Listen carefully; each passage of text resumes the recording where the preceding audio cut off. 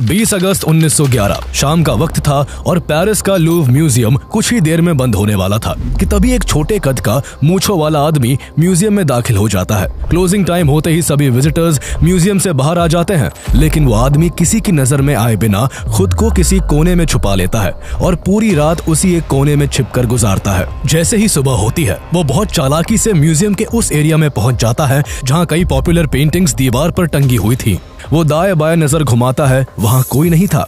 मौका देखते ही वो आदमी दीवार से एक पेंटिंग उतारता है, उसे एक सफेद कपड़े में लपेटता है और म्यूजियम से बाहर निकलकर शहर की भीड़ में कहीं गायब हो जाता है। उस आदमी ने बहुत ही आसानी से सदी की सबसे बड़ी आर्ट हाइस्ट को अंजाम दे दिया था। उसने जो पेंटिंग चुराई थी उसका नाम मोनालिसा था, जो तब करीब 400 साल पुरानी थी और 100 से भी ज्यादा सालों से लूव म्यूजियम में लोगों के आकर्षण का केंद्र बनी हुई थी। यूं तो मोनालिसा एक बहुत ही कीमती और बेहद खास पेंटिंग थी, लेकिन 400 सालों में भी वो इतनी पॉपुलर नहीं हुई थी जितनी वो इस चोरी के 2 दिन बाद ही बन जाती है। मोनालिसा पूरी दुनिया में इतनी फेमस हो जाती है कि पेंटिंग में रत्ती भर भी रुचि ना रखने वाला इंसान भी उसका नाम जान जाता है। पर आखिर वो छोटे कद का मूंछों वाला आदमी कौन था जो दुनिया के सबसे बड़े और फ्रांस के सबसे सिक्योर म्यूजियम से दुनिया की सबसे फेमस पेंटिंग को लेकर फरार हो गया? और सबसे जरूरी बात, आखिर इस पेंटिंग में ऐसा क्या खास है कि जहां फ्रांस के सम्राट नेपोलियन इसे अपने बेडरूम में लगाकर सोते थे, तो वही एक आर्टिस्ट मोनालिसा की रहस्यमयी मुस्कान में इतना पागल हो गया था कि उसने एक होटल की छत से कूदकर अपनी जान दे दी। Mona Lisa is simply the most important. Leonardo da Vinci considered it one of his favorite paintings. Then, in 1911, the painting disappeared without a trace or a clue. This was the greatest art heist in modern times. Mona Lisa की कहानी जानने के लिए हमें आज से करीब 500 साल पीछे 16वीं शताब्दी में चलना होगा, जब इस पेंटिंग को बनाया गया था। मोनालिसा को बनाने वाले शख्स का नाम लियोनार्डो डा विंची था, जो इटली के रहने वाले थे। लियोनार्डो डा विंची एक जीनियस और बेहद मल्टी टैलेंटेड इंसान थे। वो writer, painter, inventor, architect, sculptor, engineer, mathematician, astronomer और जूलॉजिस्ट समेत दर्जन से ज्यादा प्रोफेशंस में माहिर थे। उनका हर काम जिज्ञासा से भरा हुआ था। उनके अंदर हर काम को परफेक्शन से करने की भूख थी। लियोनार्डो डा विंची एक ऐसे एक्सपेरिमेंटर इंसान थे जिन्होंने टेक्नोलॉजी और आर्ट्स में चीजों को एक अलग नजर से देखा और अपने हर काम को बड़े ही यूनिक तरीके से किया। Lady with an ermine, the last supper और the virgin of the rocks जैसी कई बेहतरीन पेंटिंग्स बनाने के बाद लियोनार्डो साल 1503 में एक नई पेंटिंग पर काम शुरू करते हैं। उन्हें इस पेंटिंग का काम एक Italian silk merchant Francesco del Giocondo ने सौंपा था, जो लियोनार्डो से अपनी पत्नी लीसा डेल जियोकोंडो की पेंटिंग बनवाना चाहता था। लियोनार्डो अक्टूबर 1503 में लीसा डेल जियोकोंडो की पेंटिंग बनाना शुरू करते हैं और उसी औरत के नाम पर इस पेंटिंग को मोनालिसा नाम दिया जाता है। मोना एक इटालियन वर्ड है जिसका मतलब मैडम या फिर माय लेडी होता है। लियोनार्डो अपने हर काम की तरह इस पेंटिंग को भी पूरी शिद्दत से बनाने में जुट गए। वो पूरे 4 साल तक इस पेंटिंग को एक एक बारीकी के साथ बनाते रहते हैं, लेकिन फिर भी पेंटिंग पूरी नहीं बन पाई। अभी भी उन्हें वैसा परफेक्शन नहीं मिल पाया था जैसा उन्हें चाहिए था। किसी कारण वो इस पेंटिंग को बीच में ही अधूरा छोड़ देते हैं। आगे चलकर जब 1516 में फ्रांस के सम्राट ने लियोनार्डो डा विंची को फ्रांस आने के लिए बुलावा भेजा, तो वो अपने साथ उस अधूरी पेंटिंग को भी ले गए। फ्रांस में पेंटिंग पर फिर से काम शुरू हुआ, लेकिन 1517 में लियोनार्डो के राइट हैंड को लकवा मार गया और 2 साल बाद 1519 में उनकी मौत हो गई, जिस कारण मोनालिसा कभी पूरी नहीं बन पाई। ये हैरान करने वाली बात है कि दुनिया की सबसे मशहूर पेंटिंग इनकम्प्लीट है, लेकिन लियोनार्डो डा विंची की ये बेमिसाल कलाकारी ही थी कि उनके अधूरे काम में भी एक अलग तरह का परफेक्शन था। उनकी इस इनकम्प्लीट पेंटिंग ने फ्रांस के राजा को इतना आकर्षित किया कि उन्होंने लियोनार्डो की मौत के बाद इसे अपने रॉयल कलेक्शन का हिस्सा बना लिया। करीब 250 सालों तक मोनालिसा फ्रेंच राजाओं के महल की सजावट में 4 चांद लगाती रही, लेकिन जब फ्रेंच रेवोल्यूशन के बाद नेपोलियन बोनापार्टे पावर में आया और उसकी नजर मोनालिसा पर पड़ी, तो वो उसका मुरीद हो गया और उसने साल 1800 में इसे अपने बेडरूम में लगवा लिया। 4 सालों तक नेपोलियन के बेडरूम में रहने के बाद 1804 में मोनालिसा को लूव म्यूजियम की ग्रैंड गैलरी में लगा दिया जाता है। लूव म्यूजियम केवल फ्रांस का ही नहीं बल्कि दुनिया का सबसे बड़ा म्यूजियम है। ये हमेशा से ही दुनिया भर के टूरिस्ट के आकर्षण का केंद्र रहा है। लूव म्यूजियम में आने के बाद मोनालिसा को वहाँ कोई भी देख सकता था, लेकिन ताज्जुब की बात है कि दशकों तक मोनालिसा को विजिट करने वालों की गिनती बेहद कम रही। बहुत कम लोग ही मोनालिसा के बारे में जानते थे। केवल उन्हीं लोगों ने मोनालिसा को देखा था जो या तो आर्टिस्ट थे या बहुत बड़े आर्ट लवर्स थे। जहां कई आर्ट क्रिटिक्स को मोनालिसा बिल्कुल भी पसंद नहीं आई, तो वहीं कुछ लोग ऐसे थे जो मोनालिसा को घंटों तक बस निहारते ही रह जाते और लियोनार्डो डा विंची की तारीफ करते ना थकते।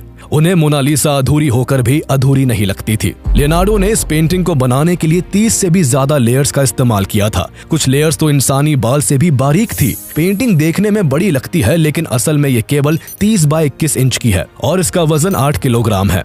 इसे पेपर या कैनवास पर नहीं बल्कि पॉपुलर वुड पैनल पर ऑयल पेंट के साथ बनाया गया था। सबसे ज्यादा खास बात इस पेंटिंग में मोनालिसा की रहस्यमयी मुस्कान है, जिस पर फिदा होने वालों की फहरिस्त बहुत लंबी है। एक नजर में मोनालिसा हल्की मुस्कुराती हुई दिखाई देती है, लेकिन देर तक देखते रहने पर धीरे धीरे ये मुस्कुराहट गायब होती जाती है। मोनालिसा की इस रहस्यमयी मुस्कान पर फ्रांस का एक आर्टिस्ट ल्यूक मैस्पेरो तो इस कदर फिदा था कि उसने 23 जून 1852 को पेरिस के होटल की छत से कूदकर अपनी जान दे दी। उसने अपने आखिरी नोट में आत्महत्या के पीछे मोनालिसा की मुस्कान को वजह बताया था। देखते ही देखते मोनालिसा को लूव्र म्यूजियम में रहते हुए 100 से भी ज्यादा साल बीत जाते हैं। इतना वक्त गुजरने के बाद भी उसे ज्यादातर केवल आर्ट वर्ल्ड से जुड़े लोग ही जानते थे। पब्लिक के लिए मोनालिसा वैसी ही थी जैसे कि कोई दूसरी आम पेंटिंग।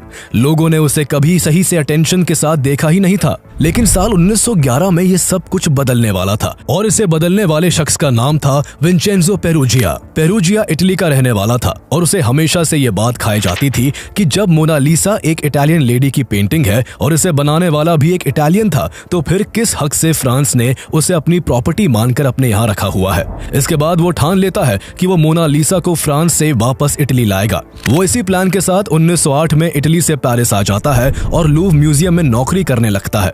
यहाँ उसका काम पेंटिंग्स की सफाई करना, उन्हें दोबारा फ्रेम करना और कभी कभी पेंटिंग्स के मजबूत केसेस बनाने का था। एक बार जब मोनालिसा का बॉक्स फ्रेम तैयार किया जा रहा था, तब पेरुजिया भी उसे बनाने वाली टीम में शामिल था, जिस वजह से उसे ये भी पता था कि चंद मिनटों में उस बेहद जटिल फ्रेम को कैसे ओपन किया जा सकता है। लूव्र म्यूजियम की एक एक जगह, एक एक रास्ता और सिक्योरिटी से जुड़ी हर छोटी से छोटी डिटेल जान लेने के बाद विंसेंजो पेरुजिया लूव्र म्यूजियम की जॉब छोड़ देता है। नौकरी छोड़ने के बाद वो अपने जॉब एक्सपीरियंस के बेस पर मोनालिसा को चोरी करने की साजिश रचता है। काफी वक्त तक वो एक एक पॉइंट पर बारीकी से सोच विचार करता है। पूरा प्लान बनने के बाद 20 अगस्त 1911 को संडे की शाम वो लूव्र म्यूजियम में दाखिल हो जाता है। म्यूजियम में घुसकर वो सलोन केयर की ओर बढ़ता है, जहां कई पेंटिंग्स थी, लेकिन उसकी नजर उनमें से केवल मोनालिसा पर थी। वो मोनालिसा की तरफ बढ़ता है, एक मुस्कुराहट के साथ उसे देखता है, लेकिन फिर अगले ही पल अपने कदम पीछे कर लेता है। उसे चोरी अभी नहीं करनी थी, क्योंकि वहां आसपास लोग थे, सिक्योरिटी थी और वो चोरी करते पकड़ा जा सकता था। उसका प्लान ये था कि वो पूरी रात म्यूजियम में छिपकर गुजारेगा और अगले दिन सोमवार की सुबह मोनालिसा को चोरी करेगा। सोमवार को मेंटेनेंस की वजह से म्यूजियम विजिटर्स के लिए बंद रहने वाला था, जिस वजह से सिक्योरिटी भी बहुत कम रहने वाली थी और पेरुजिया के लिए यह आसान मौका था। चूंकि उसने इस म्यूजियम में काम किया था, इसलिए उसे इस म्यूजियम के चप्पे चप्पे का पता था। इसी वजह से वो एक स्टोरेज क्लोजेट को रात भर छिपने का ठिकाना बनाता है, जहां किसी के भी आने का चांस बहुत कम था। जैसे ही सुबह होती है, वो सफेद एप्रन पहनकर बाहर निकलता है, जो कि म्यूजियम के कर्मचारियों की यूनिफॉर्म थी। इसके बाद वो बड़ी सतर्कता से तेज कदमों के साथ सलोन केयर के पास पहुंचता है और मोनालिसा को दीवार से उतारकर उसे कांच के फ्रेम से अलग कर एक सफेद कपड़े में लपेट लेता है। इसके बाद वो मोनालिसा को लेकर सीढ़ियां उतरता है और दरवाजे तक पहुंचता है, लेकिन जैसे ही वो दरवाजे के हैंडल को खोलने की कोशिश करता है, वो नहीं खुलता। दरवाजा लॉक्ड था, इसलिए बार बार की कोशिश के बाद भी दरवाजा नहीं खुलता है। उसके माथे पर शिकन, दिल में डर और आंखों में पकड़े जाने का खौफ एकदम से उजागर होने लगा था। उसके होश तब और उड़ गए जब म्यूजियम का एक प्लम्बर वहां आ जाता है। पकड़े जाने का डर उस पर हावी होने लगा। किसी तरह उसने अपने हाव भाव संभाले। उसकी सांस में सांस तब आई जब वो प्लम्बर उसकी व्हाइट ड्रेस देखकर धोखा खा गया और उसने उसे म्यूजियम का कर्मचारी समझकर गेट खोलने में उसकी मदद कर दी। इसके बाद विंसेंजो पेरुजिया उसे धन्यवाद कहकर बड़ी आसानी से मोनालिसा को अपने साथ लेकर लूव्र म्यूजियम से बाहर निकल आया। 24 घंटे तक किसी को पता ही नहीं चला कि मोनालिसा चोरी हो चुकी है। म्यूजियम में अक्सर पेंटिंग्स को सफाई या फोटोग्राफी के लिए हटाया जाता था, इसलिए किसी ने मोनालिसा की खाली जगह पर ध्यान नहीं दिया। ट्यूसडे की दोपहर जब लुई बेरोड नाम का एक फेमस पेंटर मोनालिसा की एक नकल बनाने के लिए लूव म्यूजियम पहुंचा तो उसने देखा कि मोनालिसा की जगह केवल 4 कील और उनके बीच धूल की परत जमा थी। इसके बाद म्यूजियम का एक कर्मचारी मोनालिसा को ढूंढने में लग गया, लेकिन कोना कोना छान लेने के बाद भी वो नहीं मिली। जैसे ही ये बात म्यूजियम के मैनेजमेंट तक पहुंची, वहां हड़कंप मच गया। बात पहले शहर, फिर देश और फिर देखते ही देखते पूरी दुनिया में फैल गई। उस समय तक बेशक मोनालिसा आम जनता के बीच इतनी मशहूर नहीं थी, लेकिन कला प्रेमी और चित्रकार इसके बड़े कदरदान थे। जब चोरी की खबर फैली तो सैकड़ों लोग लूव म्यूजियम में शोक मनाने के लिए जमा हो गए। कई लोग तो मोनालिसा की खाली जगह पर फूल चढ़ाने लगे। पूरे पेरिस में ऐसा माहौल था जैसे उन्होंने किसी अपने को खो दिया हो। अगले दिन न्यूयॉर्क टाइम्स ने भी इस घटना को अपने पहले पन्ने पर छापा, जिससे मोनालिसा पूरी दुनिया के लोगों के लिए चर्चा का विषय बन गई। जो लोग पेंटिंग्स में जरा सा भी इंटरेस्ट नहीं रखते थे, उन्हें भी अब मोनालिसा के बारे में पता था। लोगों का गुस्सा म्यूजियम के डायरेक्टर पर भी निकला और उसकी लापरवाही के लिए उसे उसके पद से हटा दिया गया। सबके मन में केवल एक ही सवाल था कि लियोनार्डो की मोनालिसा, जो पिछले 100 साल से झुके हुए कंधे लेकर एक जगह बैठकर अपनी रहस्यमयी मुस्कान बिखेर रही थी, वो अचानक कहां और किसके साथ चली गई। इस सवाल का जवाब ढूंढने में पुलिस के साथ साथ फ्रांस के 60 सबसे बड़े डिटेक्टिव्स जुट गए। उन्हें म्यूजियम में ही मोनालिसा की कांच की प्लेट और उसका फ्रेम मिलता है। मामले को सुलझाने के लिए फेमस फिंगरप्रिंट स्पेशलिस्ट अल्फोंस बर्टिलोन को बुलाया जाता है। उन्हें उस कांच पर चोर का थंबप्रिंट मिलता है, लेकिन बहुत कोशिश करने के बाद भी वो थंबप्रिंट पुलिस रिकॉर्ड में किसी से भी मेल नहीं खाता। पुलिस ने गार्ड्स और कर्मचारियों से पूछताछ शुरू की। पूछताछ से सिर्फ इतना पता चल सका कि चोरी सोमवार की सुबह 7 बजे से 8:30 बजे के बीच हुई थी, लेकिन इसके अलावा चोर के बारे में कोई भी ठोस सुराग नहीं मिल सका। इसके बाद पुलिस ने मोनालिसा की रहस्यमयी मुस्कान वाले वांटेड पोस्टर्स पूरे शहर की दीवारों पर चिपका दिए। सड़क से गुजरती गाड़ियों और पैदल चलने वाले लोगों की चेक पॉइंट्स पर तलाशी ली जाने लगी। न्यूज़पेपर्स में मोनालिसा को ढूंढने वाले के लिए भारी भरकम इनाम की घोषणा कर दी गई। पुलिस ने जांच को आगे बढ़ाते हुए शक के चलते सैकड़ों लोगों को गिरफ्तार कर पूछताछ की। इन गिरफ्तार किए जाने वालों में एक नाम मशहूर कवि और नाटककार गिलोम अपोलिनियर का भी था। अपोलिनियर ने एक बार लूव म्यूजियम को जला देने की बात कही थी। उनके सेक्रेटरी ने लूव से 2 प्राचीन मूर्तियों की भी चोरी की थी,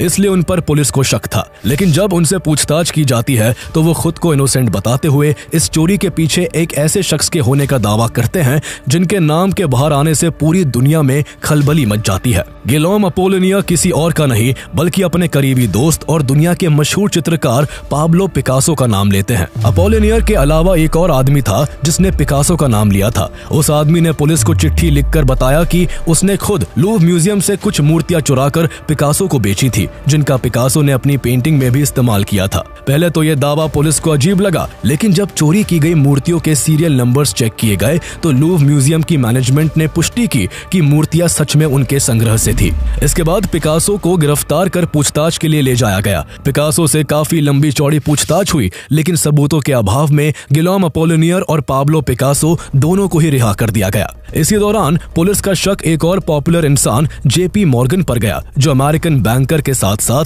बहुत बड़े आर्ट लवर भी थे, जिन्हें अद्भुत कला की चीजों को अपने पास सहेज कर रखने का बहुत शौक था। उस समय आर्ट फोर्जरी यानी नकली पेंटिंग बनाना और उन्हें अमीर अमरीकियों को बेचना बहुत बड़ा धंधा था। इसी वजह से यह अफवाह थी कि जेपी मॉर्गन के कहने पर ही मोनालिसा को चोरी किया गया है और अब चोर जरूर मोनालिसा को उनके पास ले जाने की कोशिश में होगा। इसी शक के आधार पर फ्रांस से अमेरिका पहुंचने वाले एक जहाज को अमेरिका की पुलिस ने रोका और उसकी पूरी तलाशी ली, लेकिन पेंटिंग वहां भी नहीं मिली। इस दौरान दुनिया भर से नई नई थ्योरी सामने आती रही। जहां फ्रांस के कुछ लोगों ने मोनालिसा को चोरी करने का इल्जाम जर्मन्स पर लगाया, तो वहीं जर्मन्स ने इस चोरी की पूरी साजिश के लिए फ्रेंच सरकार को जिम्मेदार माना। जर्मन्स के हिसाब से फ्रेंच सरकार ने ये सब कुछ जरूरी मुद्दों से जनता का ध्यान भटकाने के लिए किया था। इस तरह नए नए पहलू उस चोरी को लेकर निकलने लगे, लेकिन असल में सच से हर कोई कोसों दूर था। जनता इस मामले को लेकर बेचैन थी और इन्वेस्टिगेटर्स कोशिश कर करके थक चुके थे। इसी तरह हफ्ते, फिर महीने और फिर देखते ही देखते 2 साल निकल गए, लेकिन मोनालिसा अपनी मिस्टीरियस स्माइल के साथ दुनिया के किस कोने में है, इसका कोई अता पता नहीं चल सका। जब फ्रांस से लेकर अमेरिका तक मोनालिसा को ढूंढा जा रहा था, उसी इसी बीच साल 1913 में आर्ट कलेक्टर ह्यूग ब्लेकर को समरसेट के एक घर में एक पेंटिंग टंगी हुई दिखती है। इस पेंटिंग में कोई और नहीं बल्कि मोनालिसा वाली लेडी लीसा डेल जियोकोंडो थी। ताज्जुब की बात यह है कि यह पेंटिंग मोनालिसा की कॉपी वर्जन नहीं बल्कि उसका अर्लियर वर्जन थी। माना जाता है कि लियोनार्डो डा विंची ने एक साथ 2 सेम पेंटिंग्स पर काम किया था। उन्होंने पहले इसे ट्रायल के तौर पर बनाया और फिर बाद में लूव म्यूजियम वाली मोनालिसा पर काम शुरू किया। हालांकि कई दावों के हिसाब से यह भी माना जाता है कि इस पेंटिंग में लीसा का चेहरा और हाथ तो लियोनार्डो डा विंची ने खुद पेंट किए थे, लेकिन बैकग्राउंड उनके किसी असिस्टेंट ने बनाया था। सेम लेडी की पेंटिंग होने के बाद भी ये पेंटिंग मोनालिसा से कई मामलों में अलग है। ये पेंटिंग मोनालिसा से 3.5 इंच लंबी और 5 इंच चौड़ी है। इसे मोनालिसा की तरह लकड़ी पर नहीं बल्कि कैनवास पर बनाया गया था। लियोनार्डो ने इसे पहले बनाया था, शायद इसलिए इसमें लीसा ज्यादा यंग लगती है। इसमें पीछे दिख रहे 2 कॉलम हैं जो कि मोनालिसा पेंटिंग में देखने को नहीं मिलते। ह्यूग ब्लेकर मोनालिसा की पॉपुलैरिटी की वजह से इस पेंटिंग को खरीदकर आइलवर्थ के अपने स्टूडियो में ले आए थे, इसलिए बाद में इसे आइलवर्थ मोनालिसा के नाम से जाना जाने लगा। ये बहुत ही हैरत की बात थी कि जब लूव म्यूजियम से चोरी हुई मोनालिसा दुनिया भर के अखबारों में सुर्खियां बटोर रही थी और फ्रांस की पुलिस दिन रात एक कर 2 साल से मोनालिसा को ढूंढने में लगी हुई थी। उसी बीच अचानक से अनजाने में ही एक दूसरी मोनालिसा की खोज हो गई। हालांकि जिस लूव म्यूजियम से चोरी हुई मोनालिसा की तलाश थी, उसका किसी को कोई अता पता नहीं था। उसे पूरी दुनिया में ढूंढा जा रहा था, जबकि असल में मोनालिसा लूव म्यूजियम से सिर्फ 2 मील की दूरी पर एक छोटे से अपार्टमेंट में छुपी हुई थी। इस अपार्टमेंट में विंचेंजो पेरुजिया रहता था, जिसने लूव म्यूजियम से मोनालिसा को चुराया था। मोनालिसा को चोरी करने के बाद पेरुजिया सीधे अपने अपार्टमेंट में ही आया था। उसने घर आकर पेंटिंग को एक खास तरह के वुडन ट्रंक में एक फॉल्स फ्लोर के नीचे छुपाया था। हैरानी की बात यह थी कि पेरुजिया का पहले भी क्रिमिनल रिकॉर्ड था और उसके फिंगरप्रिंट्स भी पुलिस रिकॉर्ड में मौजूद थे, लेकिन सिस्टम में केवल उसकी राइट हैंड की उंगलियों के निशान थे, जबकि मोनालिसा के फ्रेम पर मिली छाप उसके लेफ्ट हैंड की थी। इसलिए पुलिस को उसका कोई मैच नहीं मिला था। हालांकि फिर भी जांच के दौरान पुलिस ने पेरुजिया के घर पर 2 बार छापा मारा था, लेकिन पेरुजिया की चालाकी की वजह से उन्हें वहां से कुछ भी बरामद नहीं हुआ। उन्हें पेरुजिया के घर की तलाशी लेते हुए एक बार को भी भनक नहीं लगी कि मोनालिसा बिल्कुल उनकी नाक के नीचे छुपी थी। पेरुजिया ने जितने सीधे साधे तरीके से चोरी को अंजाम दिया था, उसी तरह वो बहुत ही आसानी से पुलिस के सामने होकर भी बच गया था। ऐसा लग रहा था कि वो कभी नहीं पकड़ा जाएगा, लेकिन फिर कुछ ऐसा होता है कि शातिर चोर विंचेंजो पेरुजिया एक बहुत बड़ी गलती कर बैठता है। 2 सालों तक पेंटिंग को अपने पास रखने के बाद पेरुजिया की बेताबी बढ़ने लगती है।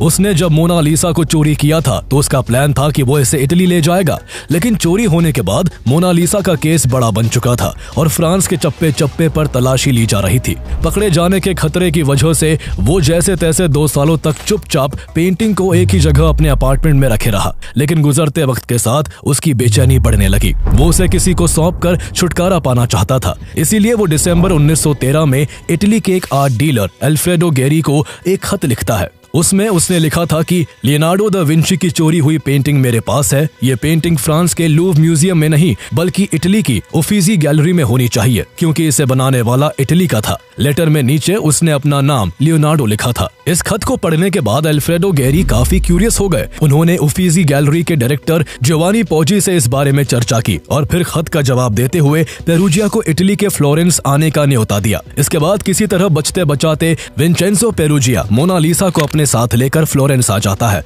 और वहां एक होटल में ठहरता है। वो 10 दिसंबर 1913 को अल्फ्रेडो गेरी के ऑफिस जाता है और उन्हें बताता है कि वो लियोनार्डो विंचेंजो है, जिसने उन्हें मोनालिसा को लेकर खत लिखा था। वो यहाँ अल्फ्रेडो से डील करता है कि वो उन्हें मोनालिसा दे तो देगा, लेकिन बदले में उसे $6,50,000 चाहिए।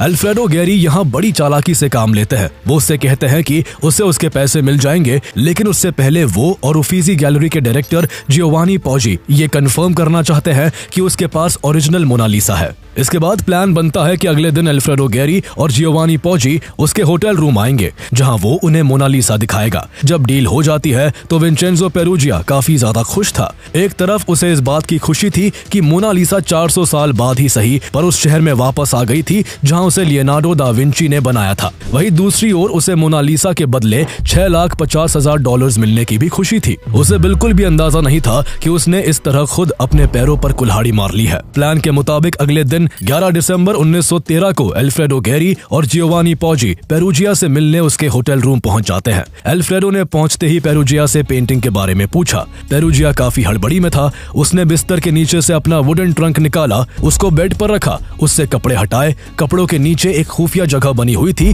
उसके अंदर से उसने पेंटिंग बाहर निकाली। अल्फ्रेडो गेरी और जियोवानी पोजी ने जब उस पेंटिंग को देखा तो उन दोनों को अपनी आंखों पर भरोसा नहीं हुआ कि उनके सामने असली मोनालिसा है। पेरुजिया को उनके हाव भाव देख के लगा कि उन्हें पेंटिंग के असली होने की तसल्ली हो गई है, इसलिए वो उठा और उसने पेंटिंग के बदले अपने पैसे मांगे। अल्फ्रेडो ने उसे भरोसा दिलाया कि उसे उसके पैसे कुछ ही देर में मिल जाएंगे। इसके बाद अल्फ्रेडो गेरी और जियोवानी पोजी मोनालिसा को लेकर होटल से बाहर आ गए। उनके बाहर निकलने के कुछ ही देर बाद विंचेंजो पेरुजिया के दरवाजे पर एक बार फिर दस्तक होती है। उसे लगा कि उसके लिए पैसों से भरा सूटकेस आया होगा, लेकिन जब उसने दरवाजा खोला तो सामने पुलिस थी जिसके पास उसके लिए हथकड़ी थी। अल्फ्रेडो गेरी और जियोवानी पोजी ने यहाँ आने से पहले ही पुलिस को सब कुछ बता दिया था। पुलिस ने फौरन पेरुजिया को अरेस्ट कर लिया। इसके बाद पेरुजिया पर इटली के ही कोर्ट में चोरी का मुकदमा चला। अपनी गवाही में उसने कहा कि उसने एक आम राष्ट्रीय गर्व के कारण किया था, क्योंकि उसका मानना था कि नेपोलियन के समय मोनालिसा को इटली से लूट लिया गया था। लेकिन वो गलत था, क्योंकि लियोनार्डो दा विंची खुद इसे 1516 में फ्रांस लेकर गए थे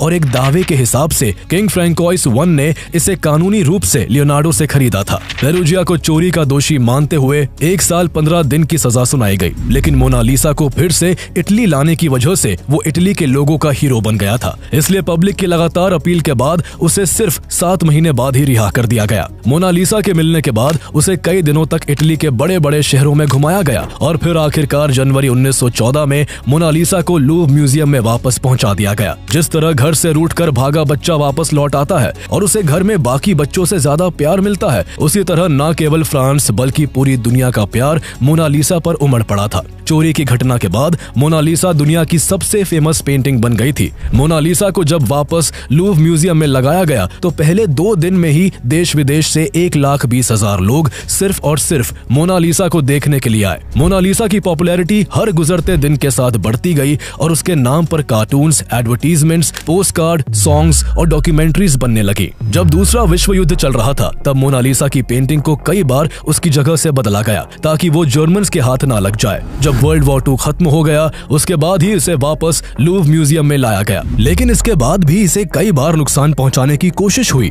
एक बार किसी टूरिस्ट ने इस पर पत्थर फेंक दिया तो वही एक बार किसी ने इस पर एसिड फेंक कर इसे नुकसान पहुंचाने की कोशिश की। उसके बाद से ही मोनालिसा को एक बुलेट प्रूफ ग्लास में रखा जाता है और इंतजाम ऐसा किया गया है कि अगर भूकंप भी आ जाए तो इसे कोई नुकसान ना हो। हर साल पूरी दुनिया से लगभग 1 करोड़ लोग लूव म्यूजियम आते हैं, जिनमें से 80% लोग खास तौर पर मोनालिसा को देखने आते हैं। जहां लोग इसकी रहस्यमयी मुस्कान और इसकी शानदार डिजाइन पर फिदा है, तो वही मोनालिसा के कई आलोचक भी है जिनका मानना है कि ये पेंटिंग महज मीडिया में आने के कारण फेमस हुई है, जबकि दुनिया में इससे बेहतर पेंटिंग्स मौजूद है। फ्रेंच हेरिटेज लॉ के अनुसार मोनालिसा पब्लिक प्रॉपर्टी है, इसलिए इसे बेचा नहीं जा सकता, लेकिन फिर भी कुछ आंकड़ों के हिसाब से इसकी कीमत का अनुमान लगाया जा सकता है। साल 1962 में मोनालिसा को प्रदर्शन के लिए अमेरिका लाया गया था। तब इसका $100 मिलियन में इंश्योरेंस हुआ था। गुजरते वक्त के साथ इसकी वैल्यू और भी बढ़ती गई। आज इसकी कीमत $970 मिलियन है, यानी इंडियन करेंसी के हिसाब से मोनालिसा